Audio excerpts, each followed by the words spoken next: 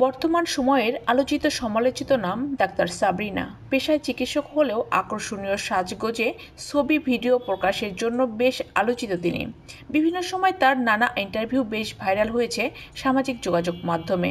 শুধু তাই নয়, শোবিজের নানা অনুষ্ঠানেও ইদানিং তাকে দেখা যায়। এদিকে সম্প্রতি রাজনীতিতে যুক্ত হয়েছেন ডাক্তার সাবরিনা। জিয়া সাংস্কৃতিক সংগঠনের কেন্দ্রীয় নেতাদের উপস্থিতিতে তাকে জিসাস কেন্দ্রীয় কমিটির যুগ্ম সাধারণ সম্পাদক ঘোষণা করা হয়। রাজনীতিতে যুক্ত হওয়ার কারণ সম্পর্কে ডাক্তার সাবরিনা বলেন, আমার দাদি খালেদা রব্বানী 1978 সাল থেকে 4 বার এমপি ছিলেন। আমার চাচা রেজা হোসেন দিনাজপুর 1 আসনের বিএনপির দলীয় এমপি ছিলেন। সেই ধারাবাহিকতায় আমার বিএনপির রাজনীতির সঙ্গে যুক্ত হওয়া। পুরো অন্ধ হয়ে যায়, অন্ধ হয়ে চোখ বন্ধ করে। সাবরিনা বলেন, এর আগে আমি সরকারি চাকরি করতাম, যে কারণে রাজনীতি করার সুযোগ ছিল না। মাত্র 12,000 টাকায় সুন্দরবন ভ্রমণ করুন, your tours and travels Bogura.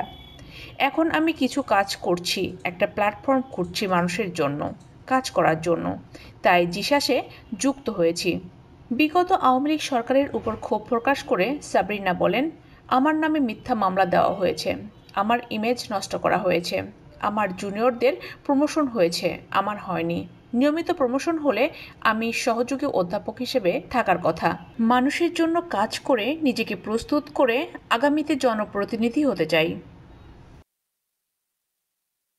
তিনি আরও বলেন, অনেকে আমার রাজনৈতিক আদর্শ সম্পর্কে না জেনে বিরূপ মন্তব্য করছেন, যা কোনোভাবেই ঠিক না। মন্তব্যকারীদের উদ্দেশ্যে বলতে চাই, আমার পুরো পরিবার জাতীয়তাবাদী দলের আদর্শ লালন পালন করে এবং আমি নিজেও বিএনপির একজন কর্মী। অন্যের ব্যাপারে মিথ্যা সমালোচনা না করে দেশকে কিভাবে এগিয়ে নেওয়া যায় সেই লক্ষ্যে সবাই মিলেমিশে কাজ করাটাই উত্তম। 2020 সালের 23 জুন করোনার ভুয়া সনদ দেওয়া, জালিয়াতি ও প্রতারণার অভিযোগে ডাক্তার সাবরিনা ও আরিফুল সহ 6 জনকে গ্রেপ্তার করে তেজগাঁও থানা পুলিশ। নিম্ন আদালতে সাজা পেয়ে উচ্চ আদালতে আপিল আবেদন করে জামিন পান তিনি। 2023 সালের 5 জুন প্রায় 3 বছর কারাগারে কাটিয়ে জামিনে মুক্তি পান সাবরিনা।